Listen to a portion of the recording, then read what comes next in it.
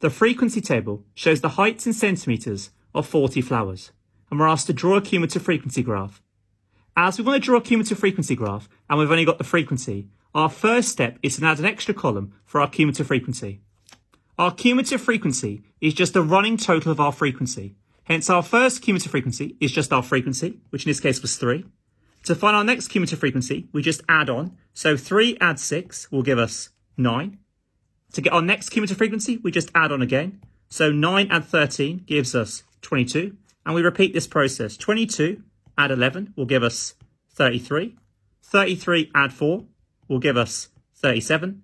And finally, 37 add 3 will give us 40. As a check, our final cumulative frequency should represent, in this case, the total number of flowers, which in this case is 40. When we plot the points for a cumulative frequency graph, we always plot the highest value of each of our classes with its cumulative frequency. Hence, my first point, I'm going to plot at 5, 3. Hence, I'm going to go along 5 in my x-axis, and I'll go up 3 in my cumulative frequency axis. For my second point, once again, I'm going to take the highest value of my second class interval, in this case 10, and plot it with my cumulative frequency, in this case 9. Hence, I'm going to go along 10 in my x-axis, and I've got my cumulative frequency up 9. For my third point, once again, I'm going to take the highest value in my third class interval, in this case 15, and plot it with my cumulative frequency, which in this case is 22. Hence, I'm going to go along 15 and up 22 in my cumulative frequency.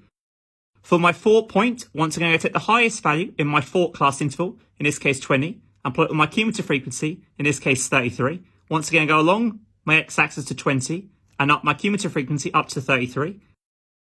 For my fifth point, once again, I take the highest value, in this case my fifth class interval, which is 25, and I plot with my cumulative frequency, which in this case is 37. So I go along my x-axis to 25, and got my cumulative frequency axis to 37. For my sixth and final point, I'm going to plot my highest value in my sixth class interval, in this case 30, with its cumulative frequency, which is 40. So again, I go along the x-axis to 30, and got my cumulative frequency graph to 40. My final step is to join my points with a smooth curve. As the lowest value in the first class interval was 0, hence my graph can start at 0.